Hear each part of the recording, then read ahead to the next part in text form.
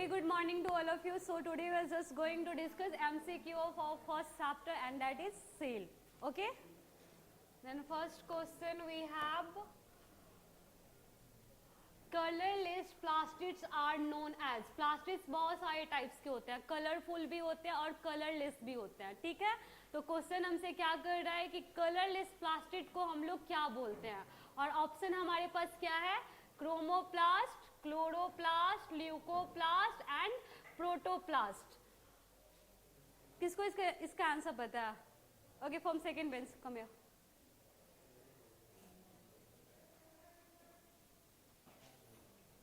Leucoplast सही answer है. क्या होगा?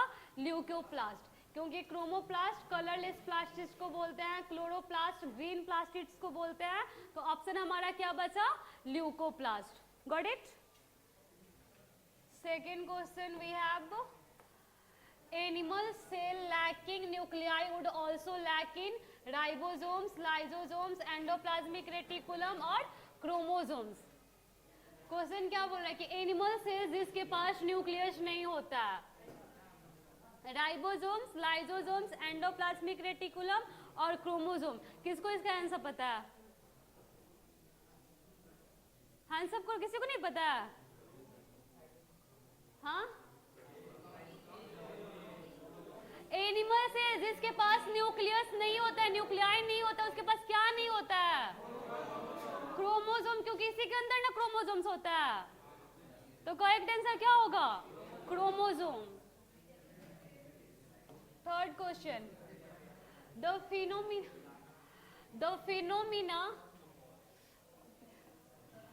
phenomena by which protoplast of a cell shrink from the wall is osmosis, plasmolysis, diffusion, glycolysis. वैसा phenomena, वैसा process जिसमें हमारा जो प्रोटोप्लास्ट होता है सेल का, वो श्रिंक हो जाता है, उसे हम लोग क्या बोलते हैं? क्या बोलते हैं? Plasmolysis.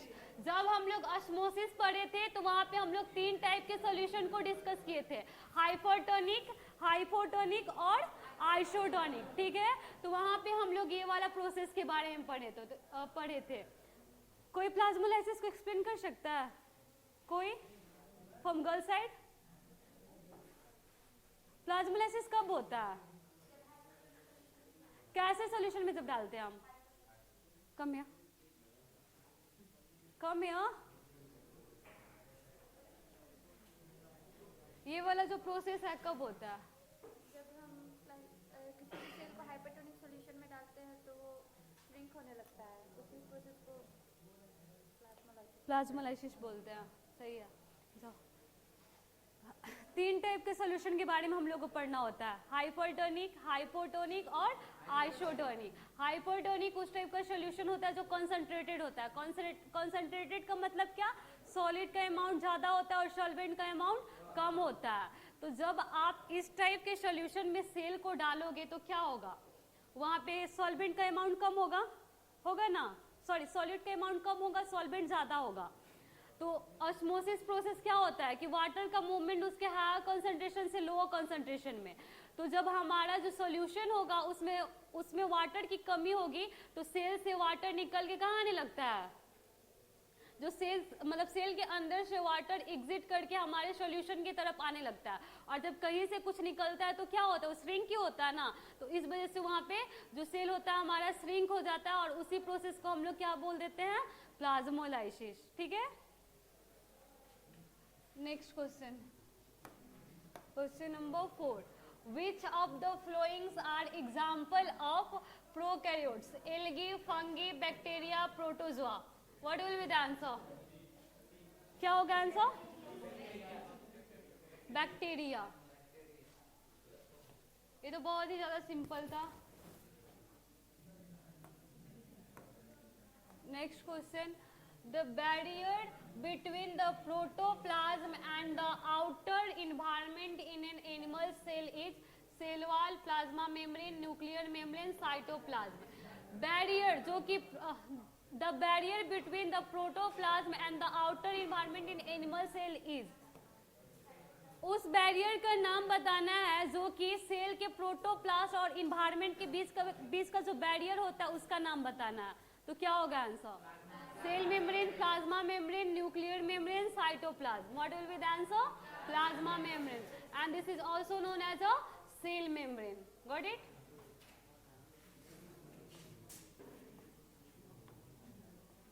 Next question. Ribosomes are the site of photosynthesis, respiration, protein synthesis, absorption. Ribosome किसका साइट है? क्या होते हैं यहाँ पे? Protein synthesis. Got it?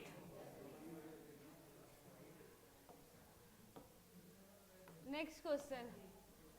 which is the largest organelle present in a plant cell? Nucleus, chloroplast, endoplasmic reticulum, mitochondria.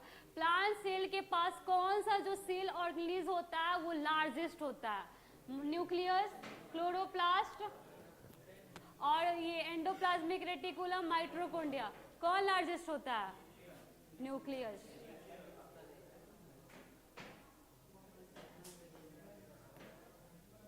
Question number 8.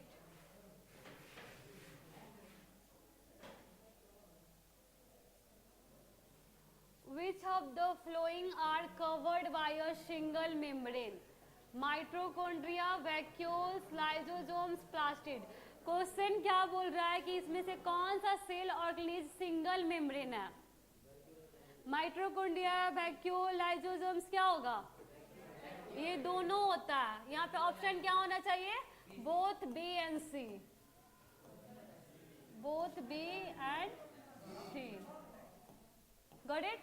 Mitochondria में पता है डबल मेम्ब्रेन होता है. प्लास्टिड्स हमें पता है डबल मेम्ब्रेन होता है. लाइसोसोम्स, ये लाइसोसोम्स, वैक्यूल्स, ये सब कैसे होते हैं?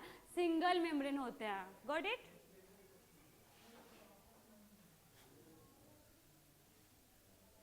Question number 9. Find out the false statement. Nucleus is involved with the formation of lysosomes. Nucleus, mitochondria and plastids have a DNA, hence they are able to make their own structural protein. Mitochondria is said to be the powerhouse of the cells as ATP is generated in them. Cytoplasm is called as a protoplasm. इसमें से हमें first statement को ढूंढना है. First statement क्या बोल रहा है कि न्यूक्लियस जो होता है वो हमारे लाइसोसोम्स के फॉर्मेशन में इन्वॉल्व होता है. सेकंड बोल रहा है न्यूक्लियस, माइटोकॉन्ड्रिया, प्लास्टिड, ये सब हमारा सबके पास अपना डीएनए होता है और स्ट्रक्चरल प्रोटीन होता है.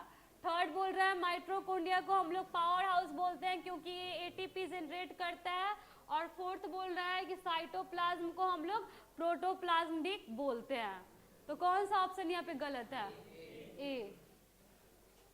क्योंकि ये जो सेकंड है न्यूक्लियस के पास हमें पता है कि इसका अपना डीएनए होता है, अपना प्रोटीन होता है. फिर हमने प्लास्टिड्स का और ये माइटोकॉन्ड्रिया भी देखा था कि यहाँ पे भी अपना डीएनए और अपना प्रोटीन होता है. तो ये ऑप्शन हमारा गलत नहीं हो सकता. थर्ड ऑप्शन क्या बोल रहा है कि माइटोकॉन्ड्रिया को हम लोग पावर हाउस बोलते हैं क्योंकि ये एटीपी जनरेट करता है. ठीक है, और वो एटीपी हमारे बॉडी में एज अ एनर्जी यूज होता है. That's why it is known as a power house of the cell. Third option तो ये भी गलत नहीं है. फोर्थ ऑप्शन बोल रहे हैं साइटोप्लाज्म को हम लोग प्रोटोप्लाज्म बोलते हैं, तो ये भी गलत नहीं है. तो ऑप्शन क्या बचा? हमने कभी भी नहीं पढ़ा है कि न्यूक्लियस हमारा लाइसोसोम्स के फॉर्मेशन के लिए रिक्वायर्ड होता है. लाइसोसोम्स के फॉर्मेशन के लिए कौन रिक्वायर्ड होता है? गोल्गी बॉडीज, एंडोप्लाज्मिक रेटिकुलम, ये सारी चीजों से एसोसिएटेड होता है. लेकिन वहां पे न्यूक्लियस का कोई रोल नहीं होता है. तो ये ऑप्शन हमारा क्या है? गलत है. Got it? और हमें फर्स्ट स्टेटमेंट ही चूज करना है. That's why our answer will be A. Next question number 10. Find out the correct statement. अब हमें करेक्ट स्टेटमेंट फाइंड करना है. Enzyme packed in a lysosomes are made through a rough endoplasmic reticulum. Rough endoplasmic reticulum and smooth endoplasmic reticulum produce lipid and protein respectively. Endoplasmic reticulum is related to the destruction of a plasma membrane. Fourth क्या बोल रहा है? Nucleoid is present inside the nucleoplasm of eukaryotic nucleus. First बोल रहा है कि जो भी इंजाइम हमारा पैक्ड होता है कहाँ होता है, इंजाइम पैक्ड इन लाइजोसोम्स, जो इंजाइम हमारा लाइजोसोम्स में पैक्ड होता है उसको बनाता कौन है, रॉफ एंडोप्लाज्मिक रेटिकुलम, ठीक है। और सेकेंड ऑप्शन क्या बोल रहा है कि रॉफ एंडोप्लाज्मिक रेटिकुलम और स्मूथ एंडोप्लाज्मिक रेटिकुलम लिपिड और प्रोटीन रिस्पेक्टिवली हमारा सीक्रेट करता है। तो ये तो हमारा ऑप्शन गलत है, क्योंकि रॉफ एंडोप्लाज्मिक रेटिकुलम क्या सीक्रेट करता है, किस चीज के सिक्रेशन में हेल्प करता है, प्रोटीन के सिक्रेशन में करता है ना, और स्मूथ किसके सिक्रेशन में करता है, लिपिड का सिक्रेशन में।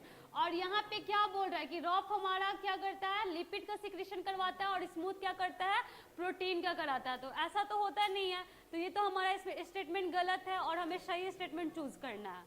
फिर थर्ड क्या बोल रहा है कि एंडोप्लाज्मिक रेटिकुलम हमारा रिलेटेड होता है किससे, प्लाज्मा मेम्ब्रेन के डिस्ट्रक्शन से। तो ये भी तो हमने कहीं नहीं देखा, इसका तो कोई रिलेशन नहीं होता है एक दूसरे से। फिर फोर्थ क्या बोल रहा है कि न्यूक्लियोइड जो होता है वो हमारा प्रेजेंट होता है किसके, यूकैरियोट के न्यूक्लियस में। तो कौन सा स्टेटमेंट यहाँ पे सही है, ए, क्योंकि ये न्यूक्लियोइड हमें किस में देखने को मिलता है, प्रोकैरियोट्स में देखने को मिलता है, यूकैरियोट्स में नहीं देखने को मिलता है। तो ये भी ऑप्शन हमारा गलत है, ये दोनों भी ऑप्शन गलत है। तो सही ऑप्शन हमारे पास क्या है, सही ऑप्शन हमारा ए है, क्योंकि हमें पता है कि रॉफ एंडोप्लाज्मिक रेटिकुलम जितना भी एंजाइम का सिक्रेशन करवाता है वो सब का पैकेजिंग कौन करता है, तो लाइजोसोम्स करता है। Got it.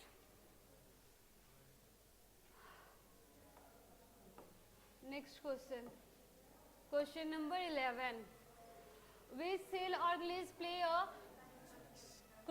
circular role detoxifying many poisonous and drugs in a cell। तो ये तो हमने सुबह में ही देखा था, इसका आंसर क्या होगा, Golgi body.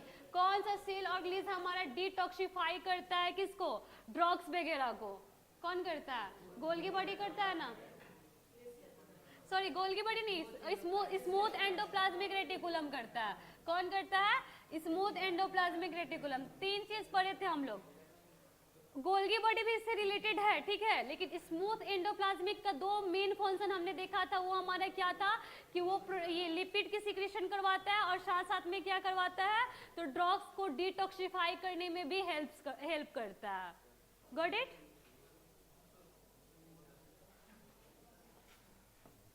Next question number 12, okay. The proteins and lipids essential for building the cell membrane are manufactured by rough endoplasmic reticulum, Golgi body, plasma membrane, mitochondria।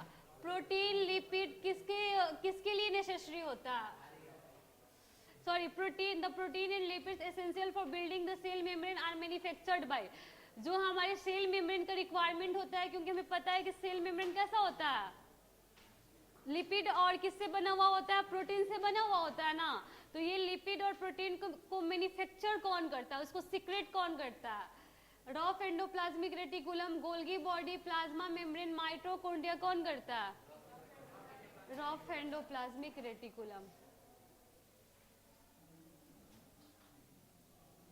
Next question, the undefined nucleus region of the prokaryote is also known as a nucleus, nucleolus, nucleic acid, nucleoid।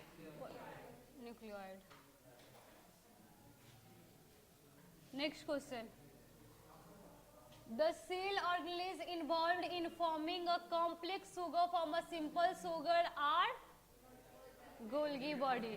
Simple sugar को मिला के complex sugar की formation कौन करवाता है, Golgi body. तो हमारा answer क्या होगा, Golgi body. Got it. Last question, which out of the following is not a function of vacuole, storage, providing turbidity and rigidity to the cell, waste excretion, locomotion। क्योंकि जब vacuoles के बारे में पढ़ रहे थे तो हमने देखा था कि वो क्या करता है, वो स्टोरेज में भी हेल्प करता है, वो प्लांट सेल को रिजिडिटी भी प्रोवाइड करता है, लेकिन वहां पे हम लोग लोकोमोशन के बारे में नहीं पढ़े थे। तो हमारा आंसर क्या होगा, लोकोमोशन। ऑप्शन डी है, लोकोमोशन पे टिक किए हैं। इसको इरेज कर दे। Wait wait wait, what happen? Oh, कहाँ गई?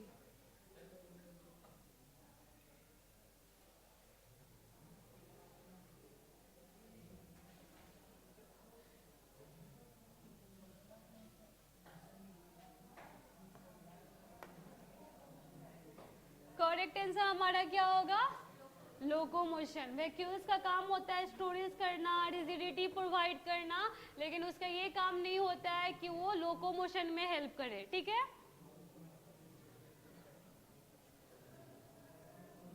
वेट वेट वेट वेट, और भी क्वेश्चंस? नहीं, अब नहीं है।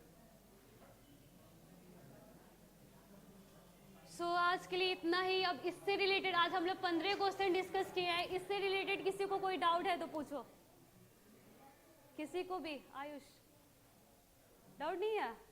एक भी क्वेश्चन में नहीं है? फिर मैं पूछूं अब भी? Okay, come here, come here. Vacuole कैसा है? सिंगल मेम्ब्रेन, डबल मेम्ब्रेन, कैसा सेल ऑर्गेनेलिज्म है? डबल मेम्ब्रेन है। अब दो ही चीज होता है, या तो सिंगल मेम्ब्रेन होगा या तो डबल मेम्ब्रेन होगा। क्या होगा? सिंगल मेम्ब्रेन है। प्लास्टिड्स कैसा है? डबल है। Mitochondria, lysosomes single. Okay, Rajdeep कम है।